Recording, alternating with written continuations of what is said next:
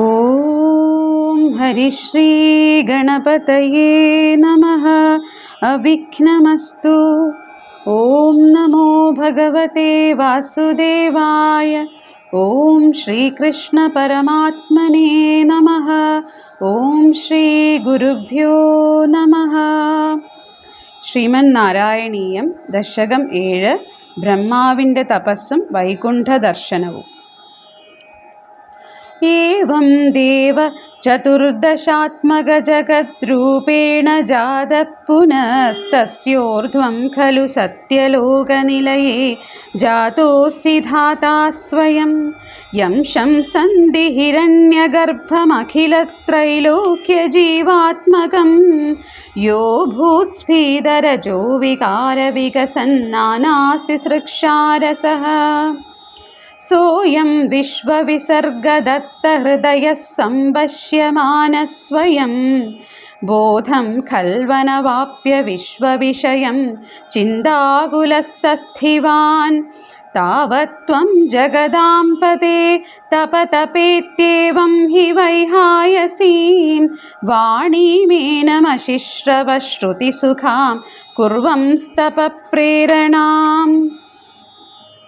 കോസൗ മാമവദത് പുമാനിതി ജലാപൂർണേ ജഗന്മണ്ഡലേ ദിക്ഷൂദ്വീക്ഷ്യ കിമപ്യനീക്ഷിതവതാ വാക്യാർത്ഥമുത്പശ്യതാ. ദിവ്യം വർഷസഹസ്രമാത്രതപസാ തേന ത്വമാരാധിതഃ തസ്മൈ ദർശിതവാനസി സ്വനിലയം വൈകുണ്ഠമേകാദ്ഭുതം.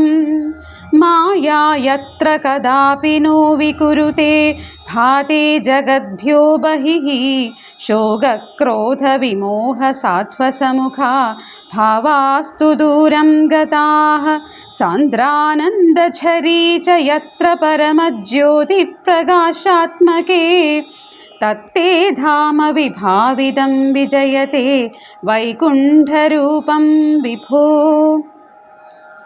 യസ്മിന്നാമ ചതുർഭുജാ ഹരിമണിശ്യാമാവദാതത്വിഷോ നാനാഭൂഷണരത്നദീപിതദിശോ രാജദ്വിമാനാലയാഃ.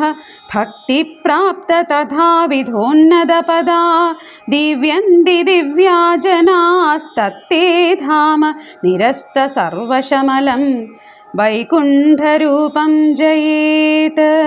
നാനാദിവ്യവധൂജനൈരഭിവൃതാ വിദ്യുല്ലതാ തുല്യയാ വിശ്വോന്മാദനഹൃദ്യഗാത്രലതയാ വിദ്യോതിതാ ശാന്തരാ. ത്വത്പാദാംബുജസൗരഭൈകകുതുകാ ലക്ഷ്മീ സ്വയം ലക്ഷ്യത്തെ യസ്മിൻ വിസ്മയനീയ ദിവ്യവിഭവം തത്തേ പദം ദേഹി മേ. തത്രൈവം പ്രതിദർശിതേ നിജപദേ രത്നാസനാധ്യാസിതം ഭാസ്വത്കോടിലസത്കിരീടകടകാദ്യാകൽപതി പ്രാകൃതി. ശ്രീവത്സാംഗിതം ആത്തകൗസ്തുഭമണിച്ഛായാരുണം കാരണം വിശ്വേഷാം തവ രൂപമൈക്ഷതവിധിസ്തത്തേ വിഭോ ഭാതു മേ. സർവത്ര ഗോവിന്ദനാമ സങ്കീർത്തനം ഗോവിന്ദ ഗോവിന്ദ. കാളാംബോധകളായ കോമളരുചി ചക്രേണ ചക്രം ദിശാം ആവൃണ്വാനമുദാരമന്ദഹസിതസ്യന്തഃപ്രസന്നാനനം. രാജത്കമ്പുഗദാരി പങ്കജധര ശ്രീമദ്ഭുജാമണ്ഡലം സ്രഷ്ടുസ്തുഷ്ടികരം വപുസ്തവ വിഭോ മദ്രോഗമുദ്വാസയേത്. ദൃഷ്ട്വാ സംഭൃതസംഭ്രമഃ കമലഭൂസ്ത്വത്പാദപാഥോരുഹേ ഹർഷാവേശവശം വദോ നിപതിതപ്രീത്യാ കൃതാർത്ഥീ ഭവൻ. ജാനാസ്യേവ മനീഷിതം മമ വിഭോ ജ്ഞാനം തദാ പാദയ.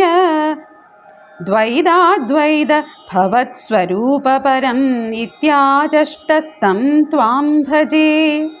ആതാമ്രേ ചരണേ വിനമ്രം അഥ തം ഹസ്തേന ഹസ്തേ സ്പൃശൻ ബോധസ്തേ ഭവിതാ ന സർഗവിധിഭിർബന്ധോऽപി സംജായത്തെ ഇത്യാഭാഷ്യഗിരം പ്രതോഷ്യ നിതരാം തच्चित्तगूढस्वयं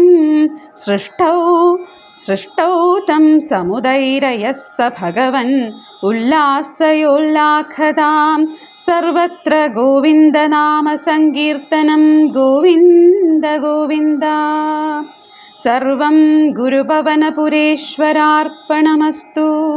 ഹരേ ഗുരുവായൂരപ്പ ശരണം.